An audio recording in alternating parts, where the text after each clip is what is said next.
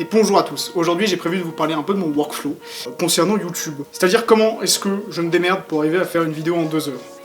Ou 3. Déjà en très rapide, qu'est-ce que c'est le workflow? Dans ma formation c'est comme ça qu'on l'utilise, c'est de dire tel fichier aura tel codec, telle résolution, on va monter sur tel logiciel, on va arriver jusqu'à tel logiciel. J'aimerais vous partager un petit peu plus en soi et vous décrire tout le processus qui me permet de faire des vidéos comme celle-là en très peu de temps. En tout premier lieu, déjà il faut avoir une idée, c'est un bon début, qui rumine pendant quelques jours dans ma tête. Après quoi, je fais une installation un peu comme celle-là, où il y a la lumière, voilà. Le truc, c'est que je vais vous expliquer ça et comment je fais, mais moi, par rapport aux vidéos où c'est une tête qui parle, c'est des vidéos comme ça où il y a globalement un rush ou deux, où c'est quelqu'un qui parle face cam. Alors aujourd'hui, comment je fais? Déjà, j'installe un petit setup lumière un peu comme ça, parce que c'est sympa, c'est plus joli, et c'est tout con à faire, en soi, c'est 2 pieds sur lesquels sont posés un panneau LED et une minette qui m'éclaire, avec un petit peu de cinéfoil pour éviter que ça tape un peu dans le fond, parce qu'il y a des moments où il suffit que j'ai un angle différent et où on voit la lumière déborder. Là ça va, ça déborde pas. Et globalement je parle avec une préparation minimale pendant 10-15 minutes quoi. Une fois que ça c'est fait, sur DaVinci Resolve, j'utilise la transcription audio pour faire mes cuts. Globalement, tu as un outil qui te permet de transcrire l'audio et de supprimer les silences qu'il y a. Dans les vidéos où je parle comme ça, c'est, je dirais 50% du boulot, c'est juste couper les silences et faire en sorte que ça raccorde pas trop mal. Et aujourd'hui c'est automatisé. Donc c'est magnifique. Ça me permet après de juste refaire une passe, je supprime des parties où je parle pas forcément super bien, où je me reprends, etc.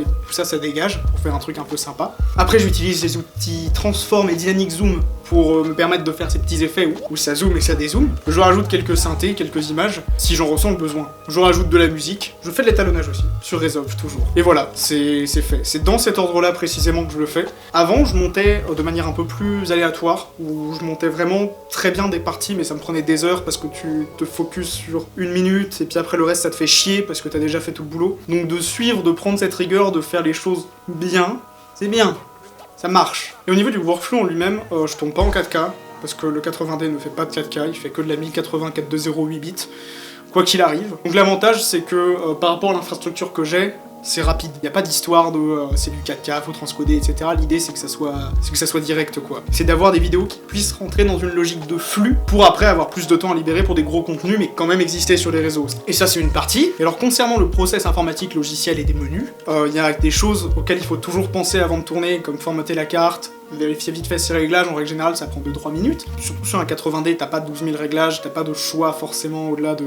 on va faire du 1080 mauve.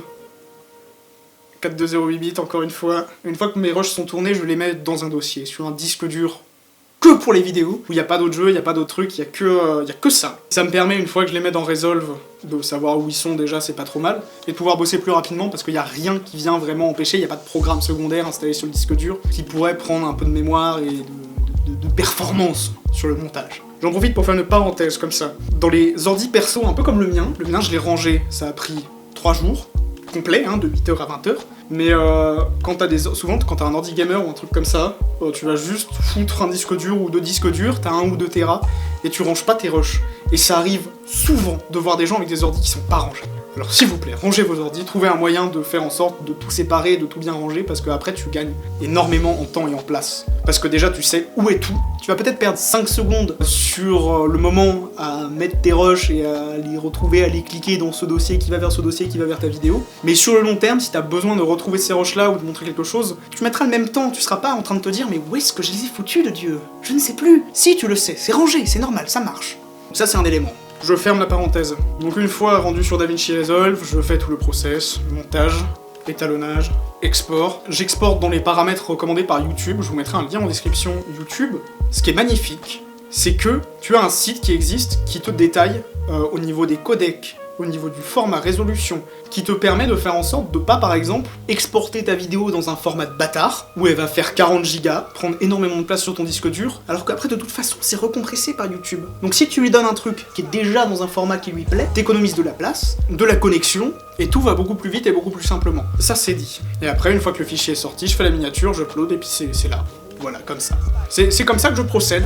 Ça veut pas dire que j'ai forcément plus le temps, en ce moment je suis beaucoup pris par beaucoup de choses. J'aimerais bien refaire plus de YouTube, mais déjà on y va à ce rythme-là, on va essayer, et ça va bien marcher. Voilà, c'était tout pour moi. Ça explique juste le process au niveau de YouTube, de vidéos comme ça, parce qu'évidemment, quand on part sur d'autres types de projets, que ce soit des interviews, que ce soit des courts-métrages ou des choses comme ça, forcément, c'est plus la même chose. C'est plus le même process et c'est plus les mêmes enjeux non plus. On n'est plus dans une logique de flux, et c'est pour ça que ce genre de vidéo existe, ce qui permet de parler, de faire bonjour, j'existe. Voilà, alors dites-moi, vous, quel est votre process? Comment fonctionnez-vous sur YouTube ou sur d'autres plateformes? Expliquez-moi les choses, en commentaire évidemment, parce que ça améliore le référencement. Et je vous dis à une prochaine, à bientôt pour de nouveaux petits tutos. Oh, je suis double.